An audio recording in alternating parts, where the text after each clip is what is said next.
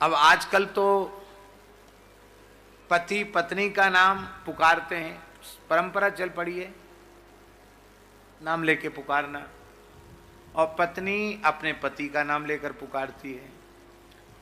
आगंतुक दूर का कोई व्यक्ति सुने तो ये समझे कि नौकर को बुलाया जा रहा है या नौकरानी को बुलाया जा रहा है। न श्री न जी न कुछ आदर, कुछ नहीं। रमेश, मुकेश, अब वो भी ऐसी नाम लेंगे, जो भी नाम, हम क्या ऊट पटांग नाम लें। तो इस प्रकार से ऐसी स्थिति है। हमारे यहाँ धर्मशास्त्र की मर्यादा है, हिंदू धर्मशास्त्र की मर्यादा के अनुसार इतने लोगों का नाम नहीं लेना चाहिए। आत्म नाम, अपना नाम लेकर भी बार बार बात नहीं करनी चाहिए। अपना नाम लेने से भी भाग्य नष्ट होता है। तो आप कहेंगे कि तो अब विचित्र बात बताइए, आपसे हम पूछें कि आपका क्या नाम है तो आप अपना नाम नहीं लोगे? लेना पड़ेगा कि नहीं लेना पड़ेगा? तो शास्त्रीय पद्धति ये है, जैसे हमने आपसे पूछा आपका क्या नाम है, तो भैया जी बोले भगवन कुंज बिहारी इति कथयन्ति माम जना अथवा माम लोकाः। महाराज जी, लोग मुझे कुंज बिहारी कहते हैं, अथवा मेरे पिताजी मुझको कुंज बिहारी कहते थे। अब देखो, नाम तो आपने बता दिया अपना कि नहीं, और आप थोड़ी बोल रहे हैं, आप तो लोग जो आपको जिस नाम से बोलते वो आप बोल रहे हैं। लोग मुझे कुंज बिहारी कहते हैं, बस ये हो गया, प्रयोजन पूर्ण हो गया कि नहीं हो गया? गुरोर नाम, गुरुजी का नाम भी नहीं लेना चाहिए। आज तो इतना बढ़िया अभिनय था गुरु चेला का, हम पूरी लीला देख रहे थे वहीं से, विज्ञान के माध्यम से। अरे राम राम, बिल्कुल कलयुगी और गुरु चेला की इतनी बढ़िया झांकी कोई प्रस्तुत नहीं कर सकता। आप थे झा जी ईश्वरी लीला में, अरे क्या कहना।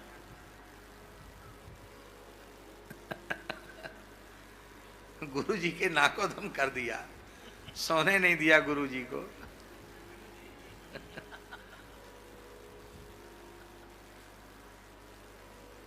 तो गुरु जी का नाम, चेला जी का नाम, क्या नाम है तुम्हारे गुरु जी का? रामदास। आपका नाम क्या है? श्री 1008 श्री माधवदास जी। गुरु जी का नाम तो ऐसे ले रहे रामदास, और तुम्हारा नाम क्या? बोले माधवदास जी, वो भी श्री 1008।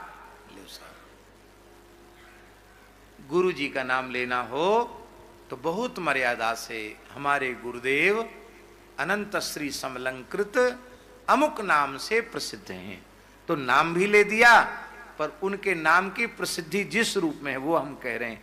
हम प्रत्यक्ष गुरुदेव का नाम नहीं ले रहे, अथवा उनके नाम के अर्थ का वाचन कर दे, ये भी है। जैसे श्री नारायण दास ये नाम लेना है तो कहेंगे संपूर्ण चराचर के स्वामी भगवान नारायण और उनके दास, यह हमारे पूज्य गुरुदेव का नाम है। लो, गुरु जी का नाम भी हो गया और आप सीधे गुरु जी का नाम लेने से बच गए। ये एक पद्धति है। ये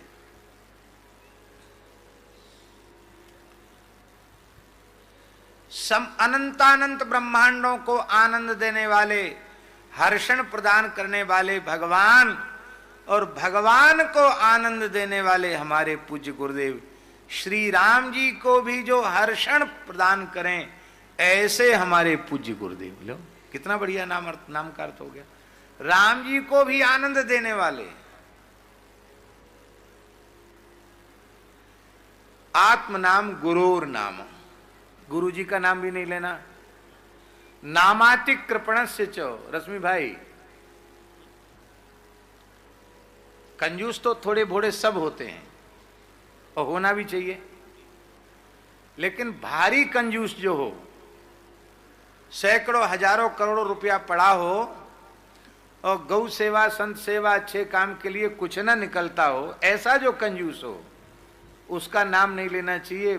शास्त्र में मना लिखा है। सीताराम राधे श्याम करके बुला लो, उसका नाम लेके मत बुलाओ, पाप लग जाएगा। और कम से कम संध्या सवेरे तो नाम नहीं ही लेना चाहिए। शाम सवेरे नाम लेने की जरूरत पड़े तो संकेत में बुला दो, सीधे नाम मत लो। नामातिकृपण से छो, अतिकृपण का नाम। अतिकृपण कैसे होते हैं जानते हो? एक अतिकृपण पहुंचे मथुरा, और मथुरा में हमारे जो तीर्थ पुरोहित चतुर्वेदी महानुभाव हैं, वहां आप नहाओ स्नान करो तो जरूर कोई न कोई ब्राह्मण देवता चौबे जी आ जाएंगे, कहेंगे हाँ यजमान संकल्प बोलो, दक्षिणा धरो, कहेंगे जरूर, करना भी चाहिए। तीर्थ में जाके ब्राह्मण को कुछ ना कुछ देना चाहिए। तो वो तो बेचारा डर रहा था, लेकिन एक पहुंच गए महापुरुष।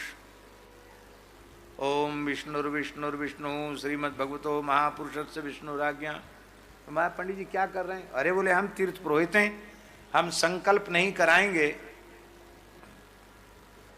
तो तुमको जमुना पान का, जमुना पूजन का, जमुना स्नान का कोई पुण्य नहीं मिलेगा। बोले हमको ज्यादा पुण्य होने की जरूरत नहीं, हम तो ऐसे ही आए। बोले ऐसे आए तो कैसे आए? आचमन करेंगे।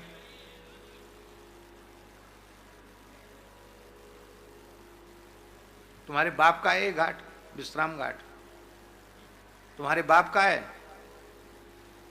वो विचित्र था, उसने कहा तुम्हारे बाप का नहीं, तुम्हारे बाप? बोले हाँ हमारे बाप दादों का है, हमारे पिताजी यहाँ बैठते थे, दादाजी परदादाजी सब बैठते थे यहाँ। ये विश्राम घाट हमारा है, हम लोगों का है, ब्राह्मणों का है। अब मैंने संकल्प बोला है तो दक्षिणा तो देनी पड़ेगी। पुराना जमाना था, 1.25 रुपया दक्षिणा और 5 सेर अन्न। अब उसने ऐसे ऐसे हाथ डाला, बोले अरे क्या करें, पैसा तो है ही नहीं पास में। बोले कोई बात नहीं, हमने लिख लिया है बही में, राजस्थान के अमुक जगह के तुम हो, हम वहाँ हमारी जजमानी है, हम आ जाएंगे और ठीक समय से आएंगे। हम अपनी जजमानी में आते ही हैं, पुरोहिताई जजमानी में आते हैं, तो वहाँ से हम 1.25 रुपया दक्षिणा और 5 सेर अनाज ले लेंगे। तो चलो उस कंजूस ने सोचा कि अच्छा हुआ, चलो पिंड छूटा। पर ब्राह्मण देवता तो बड़े विलक्षण महापुरुष थे। वे तीर्थ पुरोहित जी, पंडा जी, वो साल भर के भीतर ही वहां पहुंच गए। उन्होंने देखा कि वो आ रहा है, तो अपनी पत्नी से बोले देखो लड़के बच्चों ने व्यापार धंधा संभाल लिया है, अब मेरा कोई काम नहीं है, मैं मर भले ही जाऊं पर जीते जी किसी ब्राह्मण को एक फूटी कौड़ी नहीं दूंगा। तो क्या करोगे? बोले मैं मरने का नाटक करता हूं, तुम रोना बड़ी जोर से कि हाय रे हाय मैं तो लुट गई, मर गई, मेरे पतिदेव पधार गए। वो भी विलक्षण भगवान ने जोड़ी मिलाई थी। तो जैसे ही उसने मरने का नाटक किया, सो उसकी गृहिणी बड़ी जोर से चिल्लाई हाय रे हाय मैं तो मर गई, राम राम मेरा तो संसार उजड़ गया, पतिदेव चले गए। पुरोहित जी ने मन में सोचा कि अब तक तो सब ठीक था, मेरे घर में पैर रखते ही ये व्यक्ति मर गया, घर का मालिक मर गया। इसका मतलब इतना अशुभ चरण तो नहीं है हमारे, हम ब्रजवासी हैं, ब्रजवासी तो अविनाशी गुरु ब्रजवासी, हम तो हमारे चरण तो ठाकुर जी पूजें, और इतने अशुभ तो हम नहीं हैं कि हमारे पैर रखते बेचारा मर जाए। जरूर कुछ न कुछ चालाकी है। तो बैठ के रह गए। कहा वो तो भगत जी तो मर गए, आप किससे मिलना चाहते हैं? बोले हाँ वो क्या करें, हमारे जजमान थे, विश्राम घाट पर उनका हमने संकल्प कराया था, विश्राम घाट पर हमने संकल्प कराया था और अब मर गए तो कोई बात नहीं, अब उनका अंतिम संस्कार कराए बिना हम नहीं जाएंगे,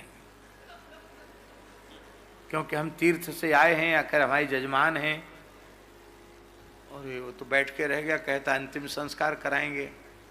तो उसने धीरे से कहा अपनी घरवाली से, कोई बात नहीं, अब क्या बेकार रोटी बिगाड़ रहे हैं, फूंक दो हमको, पर देना नहीं है ब्राह्मण को। अच्छा, कैसे विलक्षण पत्नी और पुत्र होंगे कि जिंदा पिता को ही अर्थी पे बांध के राम नाम सत्य है, गोपाल नाम सत्य है, सत्य बोलो गत्य है कहते हुए ले गए। अब ब्राह्मण समझ गया कि मरा नहीं है, कर केवल 1.25 रुपया और 5 सेर अन्न के लिए प्राण देना चाहता, पर अन्न नहीं देगा, धन नहीं देगा। तो मन में सोचने लगे पंडित जी कि 3 काल की संध्या नहीं, कहीं 6 काल की और 8 काल की भी संध्या होती और हम करते होते तो भी इतने बड़े कंजूस का अन्न धन तो हम नहीं पचा सकते, चाहे दिन भर संध्या करें तो भी नहीं पचा पाएंगे। तो उसने कहा कि देखो ऐसा है कि हमारे गुरुजी ने, हमारे पिताजी दादाजी ने हमको एक मंत्र दिया, उस मंत्र का प्रयोग करने से कई बार मरा हुआ आदमी जिंदा हो जाता है। अच्छा, तो अब देखो आखिर तो आपके पिताजी हैं, कुछ दिन और रहें तो अच्छा है ना। बोले हाँ बहुत अच्छा तो है, हम लोग यही चाहते हैं कि वो रहें कुछ दिन। तो बोले तो ठीक, सब दूर हट जाओ, सबको दूर हटा दिया। चिता पर शरीर रख दिया था, अभी आग नहीं लगाई थी। धीरे से कान में पंडित जी ने कहा कि हम अभी अभी अपनी कलम से बही खाते में जो 1.25 रुपया दक्षिणा और 5 सेर अनाज देने को लिखा है उसको काट देते हैं, खत्म हो गया खाता तुम्हारा, क्यों मर रहे हो, इतने थोड़े के लिए प्राण मत दो। इतना सुनते हुए तो मरा थोड़ी था, जिंदा ही था। तुरंत उठ करके बैठ गया और बोला उठा ले चलो, बैलगाड़ी में लकड़ी भर के ले चलो, बेच देंगे, कुछ 2 पैसा मिलेंगे। बोलो भक्तवत्सल भगवान की। आप कहेंगे कि ऐसा कुछ हो सकता है क्या? होए चाहे न होए, पर भैया कंजूस तो एक से एक उत्तम श्रेणी के होते हैं। ऐसे जो कंजूस हों उनका नाम नहीं लेना चाहिए। भगवान की कथा कमती रह जाएगी। नहीं, हम ऐसे ऐसे कंजूसों की कथा, सही कथा सुना सकते हैं कि आप सुनकर आश्चर्यचकित हो जाएंगे कि ऐसे भी कंजूस। एक कहावत है, देहाती कहावत है, लोभी को दिन लावर खाए और बचे सरकारे जाए। संस्कृत की उक्ति है, पिपीलिकार्जितम धान्यम मक्षिका संचितम मधु लुब्धेन संचितम द्रव्यम समूलम ही गमिष्यति। जड़मूल से खत्म हो जाता है। भर्तृहरि जी कह रहे हैं धन की 3 गतियां होती हैं, दान भोग और नाश। तिस्रः गतयो भवन्ति वित्तस्य। धन की 3 गतियां होती हैं, दान भोग और नाश। यो न ददाति न भुंक्ते तस्य तृतीया गतिर्भवति। जो न किसी को देता है न उपभोग करता है, धन की 3री गति नाश हो जाती है। इसलिए हमेशा मनुष्य का कर्तव्य है कि वह अपनी आय का 10% अच्छे कार्यों में लगावे। और हमने तो ऐसे महात्मा देखे हैं जो 10% नहीं, सर्वांश ही लगा देते हैं। अब नाम हम नहीं लेंगे, हमारे आसपास ऐसे महात्मा रहते हैं, आप दक्षिणा दोगे बड़े प्रेम से ले लेंगे। मदन बाबा है, मदन बाबा, हाँ हमारे, चलो मदन बाबा का नाम ले सकते क्योंकि उनका शरीर नहीं है।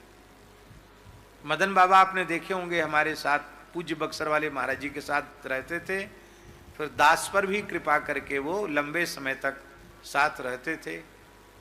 और सरकार, ये बात तो हम आपको बताइए नहीं किए, ऐसे बोलते थे बड़े प्रेम से, और सबकी खबर भी दे देते थे। हाँ, ये उनमें विशेषता थी। हाँ, किसने क्या कहा, कौन कहा, मने अब उनके जाने के बाद हमको कोई सही बात या बताने वाला ही कोई नहीं है।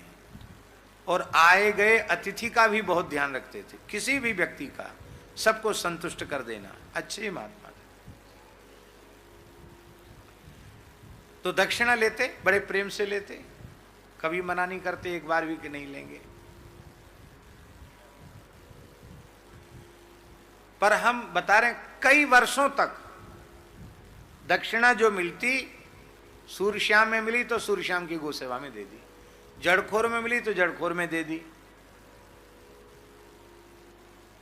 पथमेड़ा में मिली तो पथमेड़ा को दे दी, और नहीं दिया तो वो रख लेते, फिर अपने पास नहीं रखते, हमको भी नहीं बताते, बाबूजी के पास जमा कर देते।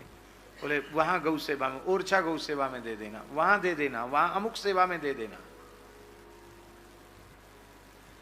तो वो दशांश है क्या? वो तो सर्वांश हो गया।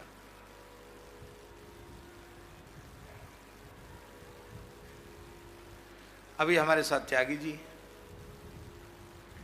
कोई संग्रही होता तो पता नहीं कितना पैसा इकट्ठा करता,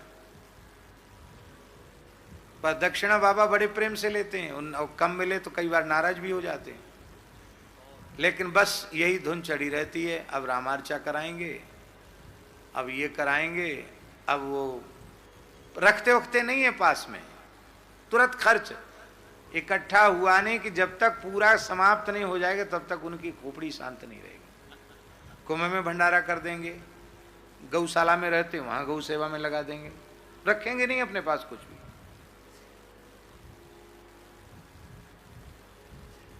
तो वहां तो दशांश वाली बात भी नहीं, वहां तो जितना आया एक पैसा अपने शरीर पर खर्च नहीं करते।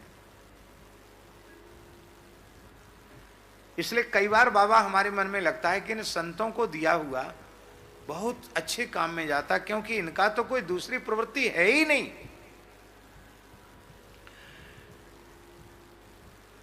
आत्म नाम गुरुर नाम नामातिक्रपणस्य च श्रेयस कामोन गृहणीया ज्येष्ठापत्य। अपनी बड़ी संतान का नाम नहीं लेना चाहिए, जो सबसे बड़ी संतान हो उसका भी कोई सांकेतिक नाम रख लेना चाहिए, और अपनी पत्नी का नाम भी नहीं लेना चाहिए। नामात श्रेयस कामो न गृहणीयात ज्येष्ठापत्य कलत्रयो। तो इसलिए राम जी भी वैदेही, विदेहराज नंदनी वैदेही कहकर उनको संबोधित करते हैं, नाम नहीं लेते। और श्री किशोरी जी भी राम जी को करुणा निधान कहती हैं। क्या कहती हैं? करुणा निधान जी, करुणा निधान कहती है। ये करुणा निधान कहां से मिला? ये करुणा निधान शब्द श्री पार्वती माता ने दिया। करुणा निधान सुजान सुंदर सील स्नेह जानत रावरो। तो करुणा निधान, तो सत्य शपथ करुणा निधान की। जब करुणा निधान की शपथ ली तो समझ गई कि ये अंतरंग सेवक है, क्योंकि जिस नाम से मैं अपने प्राण प्रियतम का संबोधन करती हूं, करुणा निधान, वही नाम इन्होंने लिया।